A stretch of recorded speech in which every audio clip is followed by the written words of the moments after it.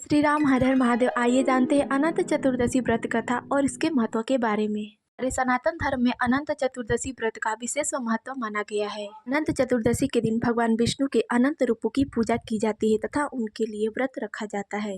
भी मनुष्य अनंत चतुर्दशी का व्रत करता है उसके जीवन में कभी भी दुखों का सामना नहीं करना पड़ता है। उसका जीवन सुख से धन धान्य से संपन्न हमेशा रहता है। इस दिन भगवान विष्णु की पूजा कर उनकी कथा अवश्य श्रवण करनी चाहिए तथा 14 गांठ वाली अनंत रक्षा सूत्र को भगवान विष्णु को समर्पित कर उसे अपने हाथ में बांधना चाहिए। तो आइए अब हम जानते हैं अनंत चतुर्दशी व्रत कथा के बारे में।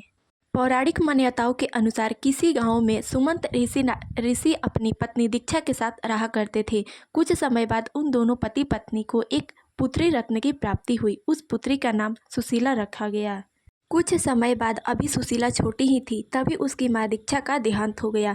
इसके बाद सुशीला के पिता ही सुशीला का देखभाल किया करते थे, लेकिन उन्होंने अपना दूसरा विवाह करने को सोचा ताकि उनकी पुत्री सुशीला का पालन पोषण और अच्छे से हो सके तथा सुशीला को एक माँ का भी प्रेम मिल सके।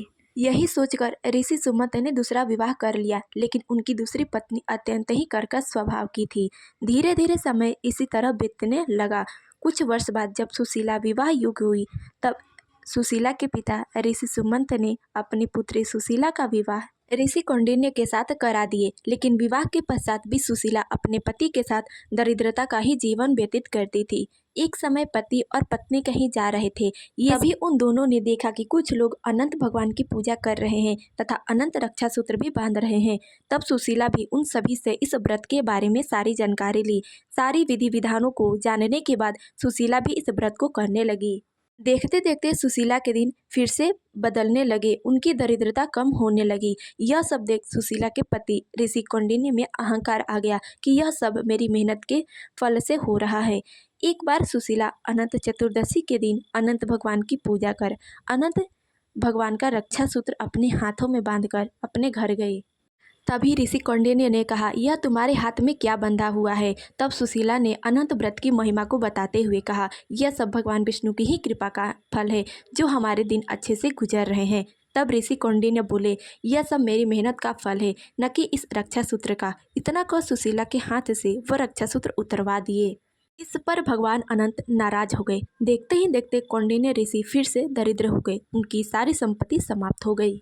जब ऋषि कौंडिन्य को इस अपनी गलती का एहसास हुआ तब वह इस पाप से प्रायश्चित के लिए वन वन भटकने लगे। एक समय वन में भटकते भटकते भूख प्यास से व्याकुल होकर उसी वन में गिर पड़े।